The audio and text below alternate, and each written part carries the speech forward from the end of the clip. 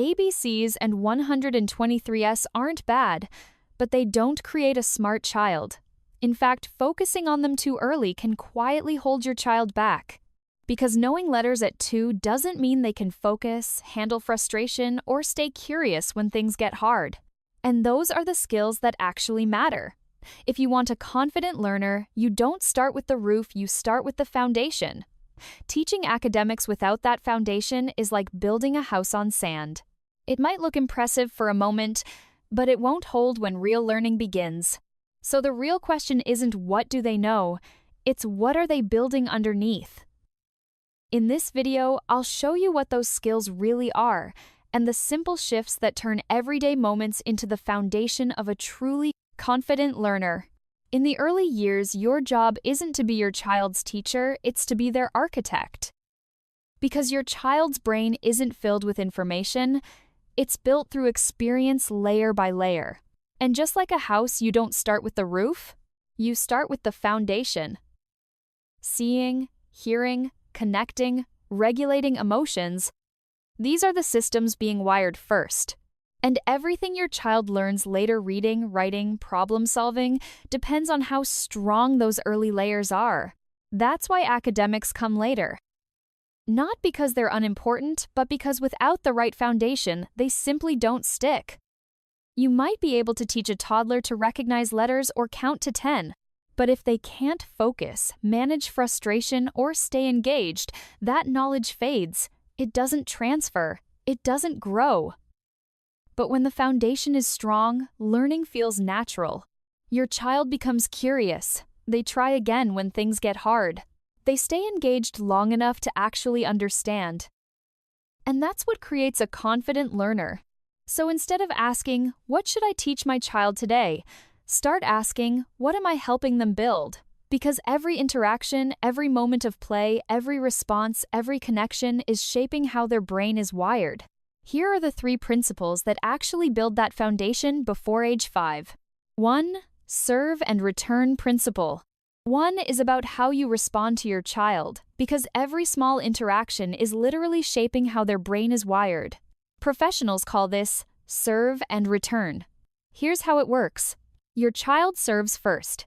That could be anything, a look, a point, a sound, a word. It's their way of saying, notice this, share this moment with me, and then you return. You respond by smiling, naming what they see, describing it, or simply showing that you're engaged. That back and forth might seem simple, but it's doing something powerful beneath the surface. Each time you respond, your child's brain is forming and strengthening connections, especially in areas linked to language, attention, and social understanding. For example, your child points to a cat. You say, cat, yes, cat. Later they try coo, and you respond, yes, cat. That small exchange repeated over time is how language develops. It's how sounds become words and words become meaning. And it's not just about vocabulary. It's also teaching your child that communication works, that their actions create responses that they can connect, be understood, and influence the world around them. Now, it's important to say this: you don't have to respond to every single moment. That's not realistic, and it's not necessary. But whenever you can try to return those serves, because these tiny, everyday interactions during walks, meals, play are what build the foundation for learning. Not flashcards, not apps, just you being present and responding. 2 hands-on play principle 2 is hands-on play. Because when toddlers are playing, they're not just playing, they're building their brain in real time. When your child stacks blocks, their hands are learning how to grip, balance, and release. As the tower starts to wobble, they pause and think. When it falls, they feel frustration. And when they try again, they're learning persistence. In one simple activity, they're developing motor skills, problem solving, and emotional regulation all at once.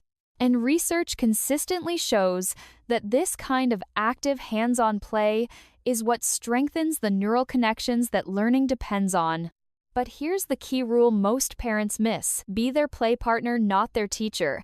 It's tempting to jump in with, let's count. Or, what color is that? But when those questions interrupt what your child is focused on, play stops feeling like play and starts feeling like work. And when that happens, they disengage. Instead, follow their lead. If they're building, build with them. If they switch the blocks into food for a dinosaur, go with it. You might say, "Show me what you're building."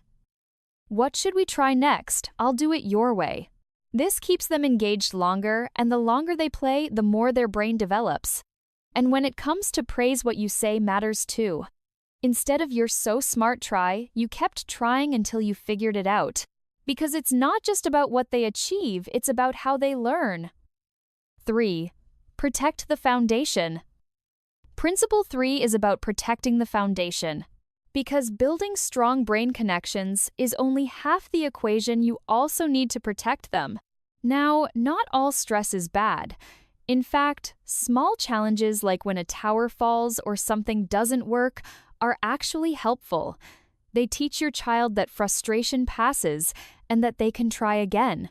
The problem is toxic stress. That's when stress is constant, overwhelming, and your child has to face it alone.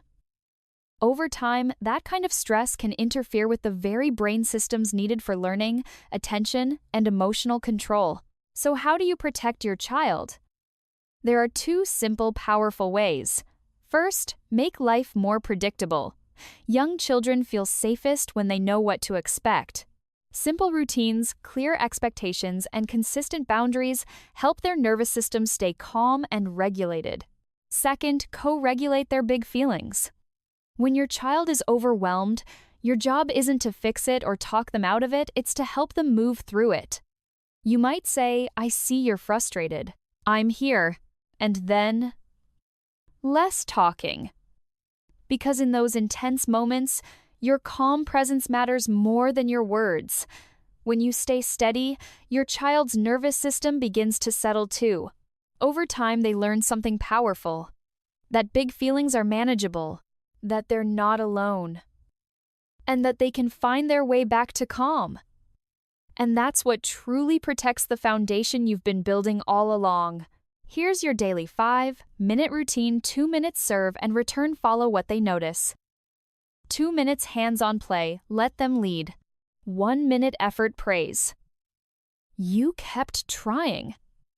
That's how you build a smart toddler without flashcards. Recap, serve and return, respond to their cues, and build connection. Hands-on play, let them explore, learn, and lead. Protect the foundation, use simple routines, and stay calm through big emotions. If you found this helpful, start small. Just a few intentional moments each day can make a real difference. Comment script, and I'll pin 10 simple phrases you can start using today. And follow for daily toddler scripts that make parenting feel calmer and more effective.